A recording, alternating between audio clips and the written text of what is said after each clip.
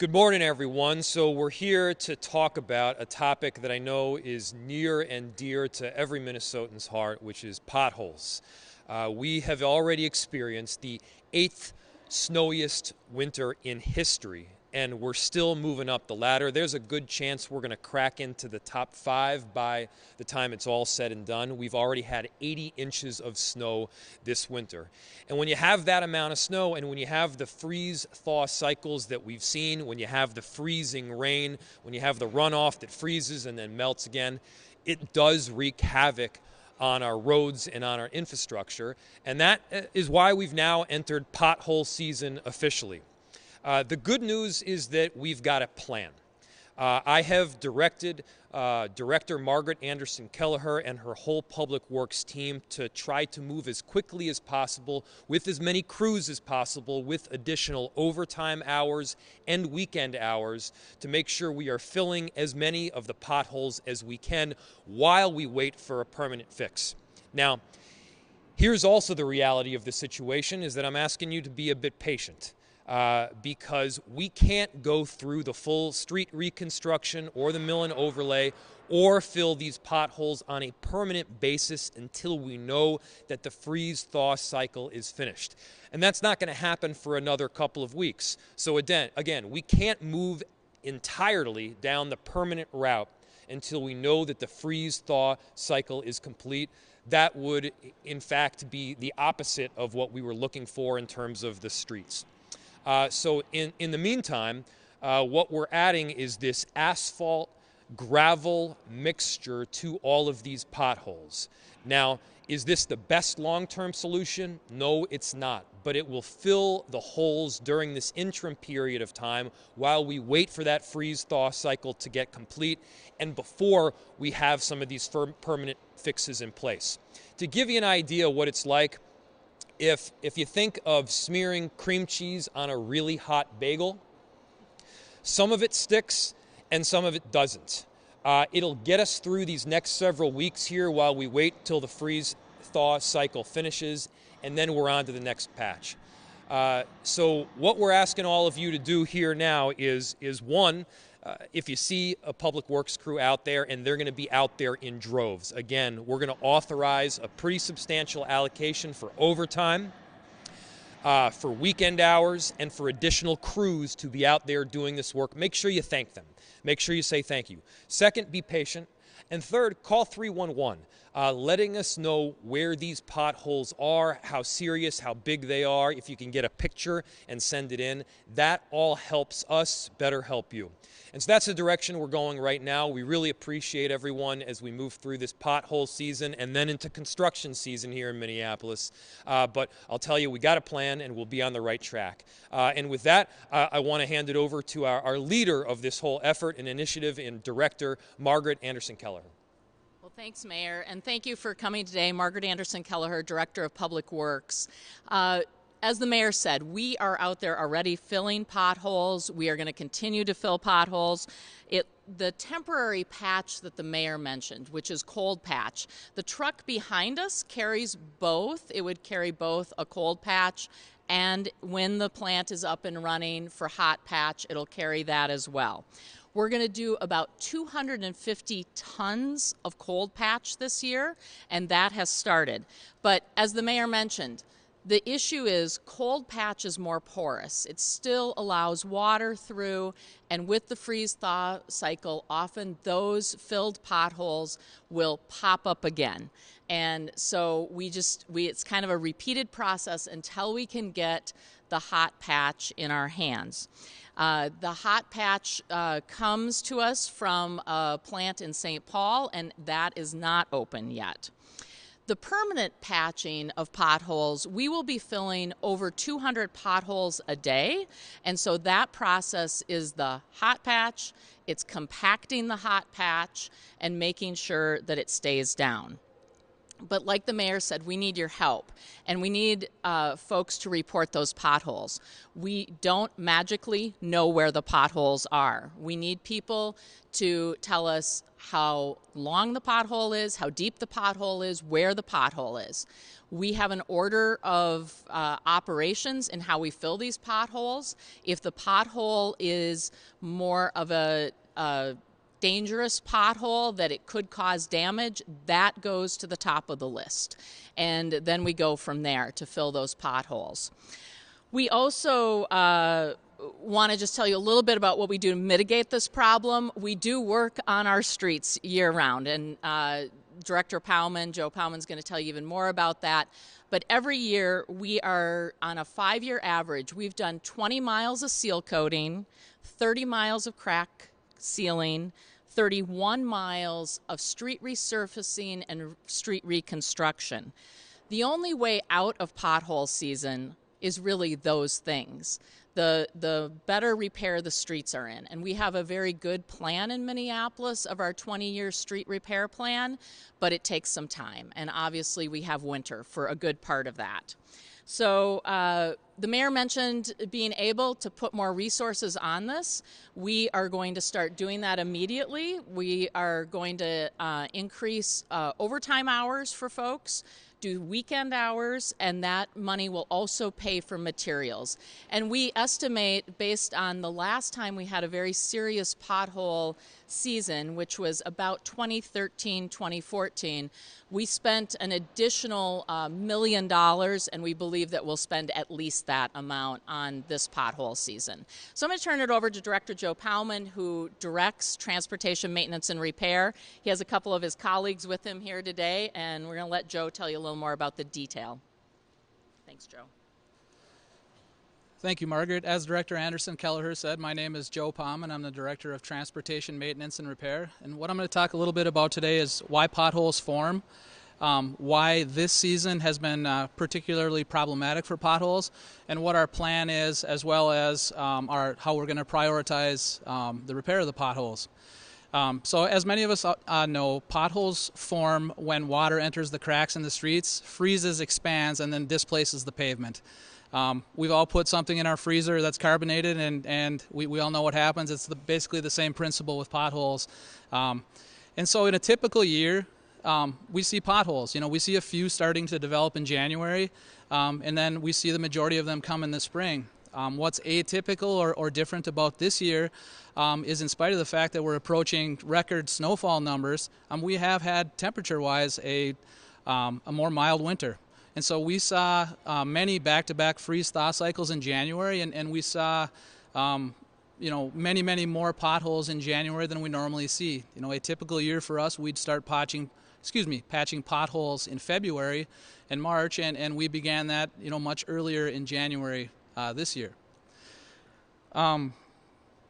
So in terms of our operational plan and how we plan to address the potholes, I think the mayor and Director Anderson Kelleher did a good job of talking about that cold patch mixture that we're using right now.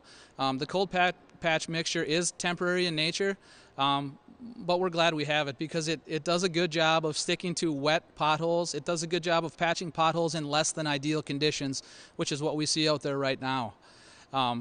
Moving forward to when the asphalt plants are open late this month or in early April, we will deploy at least 80 personnel.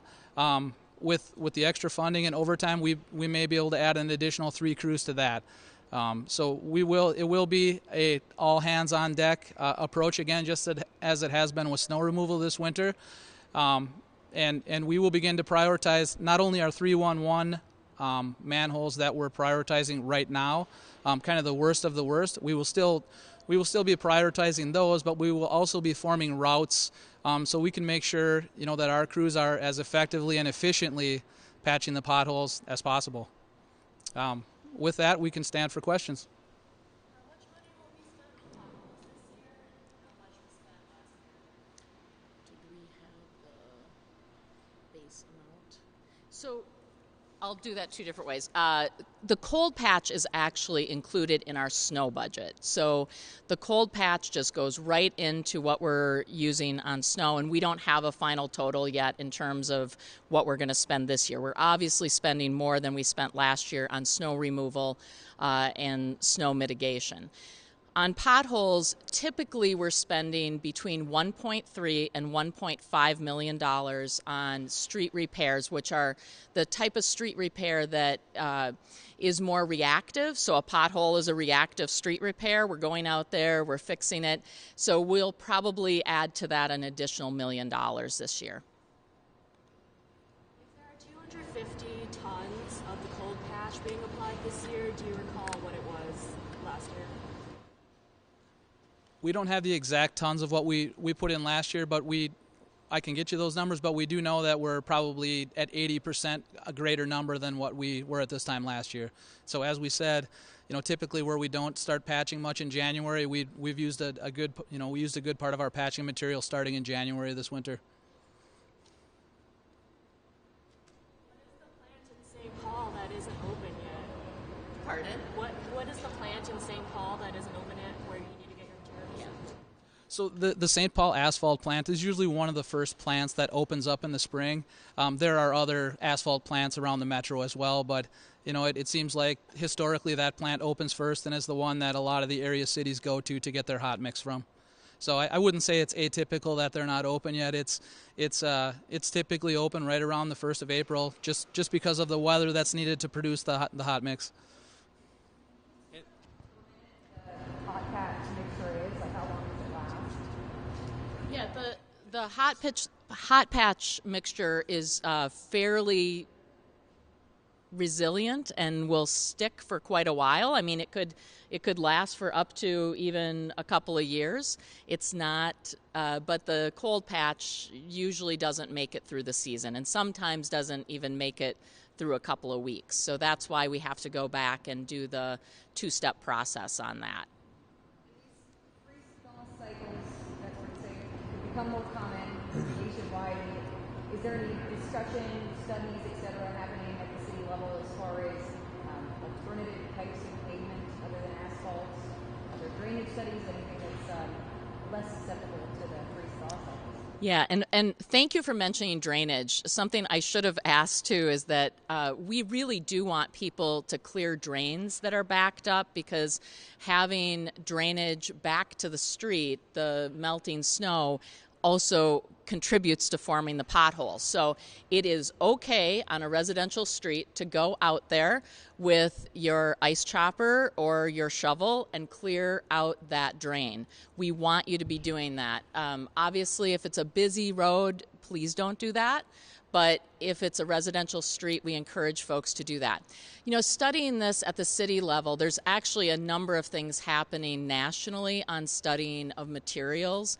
And I do know from my experience at MnDOT, the MnDOT has a research program that they fund both with the University of Minnesota and other universities around the country looking at these very things, because we all face the similar problem, whether it's state, county, city. We are all having this issue. And so studying what other materials may be effective is something that's happening. But is that going to be, we're talking about this 20-year plan, are we just, is that all going to asphalt at this point and repaving with asphalt, or is there anything else that's being considered here? Yeah, so two things. The 20-year streets plan is really about reconstruction and resurfacing of our streets to keep them in good repair. And so traditionally that is either asphalt or concrete that is put onto the streets. I think the bigger issue you're asking about, there are some places, MnDOT's Research Road facility up on 94, they are studying some additional materials that could maybe add to the resiliency of pavement. That's one thing that we're looking for, but there's nothing exactly there right now today that we could utilize. In terms of the street reconstruction, is what's happening right now alter? I assume there's a plan for what streets are going to be reconstructed. Is what's happening right now, there are some streets that are literally undrivable the last couple of weeks. Does what's happening with the pothole season alter the plan of what streets are reconstructed? So the issue of how we prioritize these streets for their street reconstruction, it's a combination of using the pavement condition index, the PCI in the city. And so when a PCI is falling below 50, we're paying much, much closer attention to it. In some cases this winter, because of the ice and those things, those streets that are already due for either resurfacing or repaving are definitely on our radar. That, generally speaking, that is set for this year, of which streets will be reconstructed or repaved. Obviously, with the conditions we're having going forward, there's sometimes going to be some changes to that 20-year street plan. Usually it can be one or two streets where we see really terrible conditions that we have to address on an emergency basis. All right, anything else? So I think the other point is that we talked about the hot mix versus the cold mix. The cold mix is used right now, and necessarily so, because it's my understanding that the hot mix would not work as well while the freeze-thaw cycle is still taking place. Any other questions? Yeah. Thank you, everybody. We are going to go fill a pothole close by, so over on, let's see, border right in front of the glass house. Is that correct? Yep. Okay. All right. Let's do it. Okay. Thank you. Thank you. All right. Thank you. Yep.